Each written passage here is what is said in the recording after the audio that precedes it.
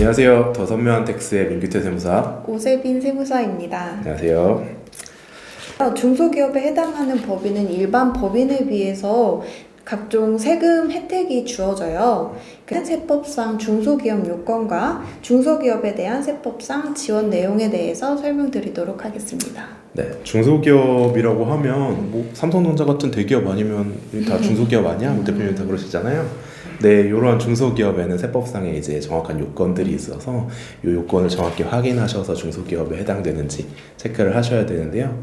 저희가 뭐 실무상 일할 때도 이제 중소기업 요건을 제대로 체크 안 하고 관련 혜택을 받았다가 나중에 이제 가산세랑 함께 추징되는 경우들이 많잖아요. 이러한 걸 막기 위해서 좀 정확히 이제 중소기업의 요건에 대해서 알고 가시는 게 좋을 것 같아요.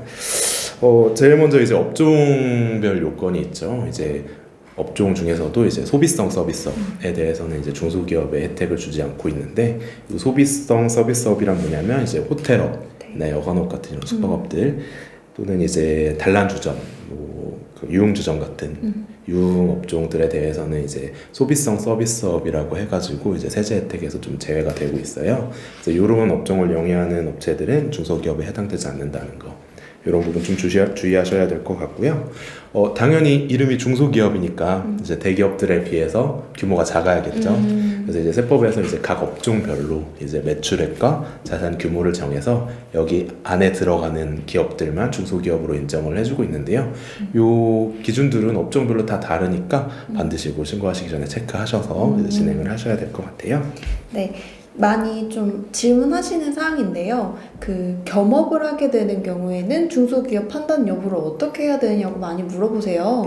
그렇죠. 뭐 예를 들어서 이제 도소매 업종이나 이제 제조업종을 같이 하는 기업이 계시다고 하면은 이제 둘 중에 이제 더 큰 사업에 대해서 업종에 대해서 이제 주된 업종으로 보게 되고요. 뭐 예를 들어서 제조업 업종이 더 크다라고 한다면 세법상 이제 제조업에 해당되는 이제 매출 규모라든지 자산 규모 이런 거에 맞춰가지고 이제 중소기업을 판단하시면 됩니다. 더 크다라는 그 개념이 매출액을 기준으로 판단을 하게 되는 거죠? 그렇죠. 이제 매출액 수익금액 기준으로 이제 판단을 하시는 거예요. 네. 그리고 저희가 다음으로 설명드릴 내용은 중소기업에 대한 세법상 지원 내용에 대해서 좀 구체적으로 설명을 드리도록 하겠습니다. 일단 일반 그 법인이랑 중소기업이랑 가장 큰 차이는 접대비 한도액이 다르다라는 점인데요.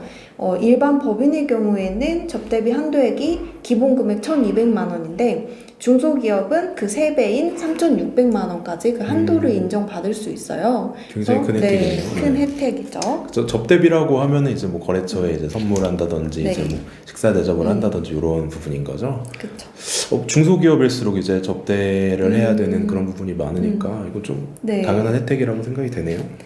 그리고 또 추가적으로 지원을 받을 수 있는 게 결손금 소급 공제라는 세법상 혜택인데요. 일반 법인의 경우에는 결손금 소급 공제를 적용받을 수가 없는데 중소기업의 경우에는 선택에 의해서 올해 그 결손이 났다 하면은 전년도에 낸 세금을 한도로 환급을 받을 수 있는 그런 세법상 혜택이 있어요. 그래서 꼭 뭐 올해 결손이 났다고 하시면은 그런 부분 혜택을 받으시는 게 좋을 것 같아요. 그럼 올해 손실이 났다고 하면은 이제 전년도에 냈던 세금도 환급을 다 받을 수 있는 건가요?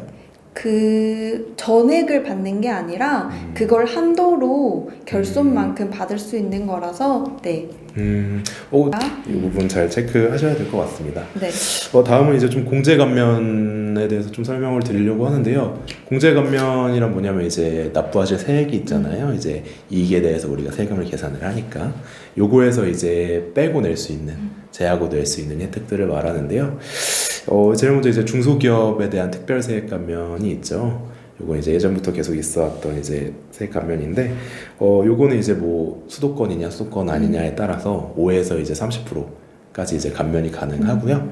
뭐 요 중소기업 업종에 해당된다고 한다면, 요 열거돼 있는 업종에 해당된다고 한다면, 뭐 예를 들어서 낼 세금이 1,000만 원이라면 30% 공제 받아서 300만 원, 즉 700만 원만 낼 수 있는 이런 혜택이 조금 있죠.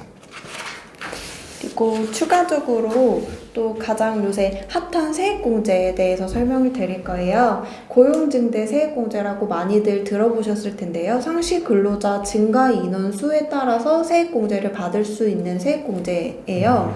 그래서 한 명을 만약에 추가로 공제를 하셨다라고 하시면은 중소기업의 경우에는 최대 1,200만 원을 세액공제로 받을 수 있는 거죠.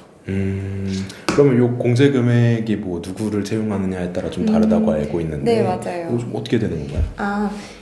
일반적인 상시 근로자를 고용하는 경우에는, 그러니까 상시 근로자란 보통 정규직 근로자를 말하는 거고요. 그런 경우에는 중소기업의 경우 최대 770만 원, 수도권의 경우에는 700만 원 공제를 받을 수 있는데 청년이나 뭐 장애인 그리고 고령자를 고용하는 경우에는 최대 1,200만 원의 세액 공제를 받을 수 있는 거죠. 그러면 이제 청년 고용을 한 명만 한다고 하면 이제 1,200만 네. 원을 덜 낼 수 있는 건가요? 그렇죠. 이건 뭐 무조건 채용을 해야겠네요. 네. 네, 뭐 이번에 뭐 이제 일손이 더 필요한 이제 법인 대표님들이 계시면 이번 기회에 뭐 고용도 늘리고 이제 세금 감면 혜택도 받으시면 될 것 같아요. 네, 저희가 오늘은 이렇게 법인세와 관련한 이제 혜택들에 대해서 좀 알아봤는데요. 요 3월 동안 법인 사업자들 다 이제 신고납부 잘 마무리하셨으면 좋겠고요. 다음에는 더 유용한 세금 정보로 찾아오도록 하겠습니다. 감사합니다.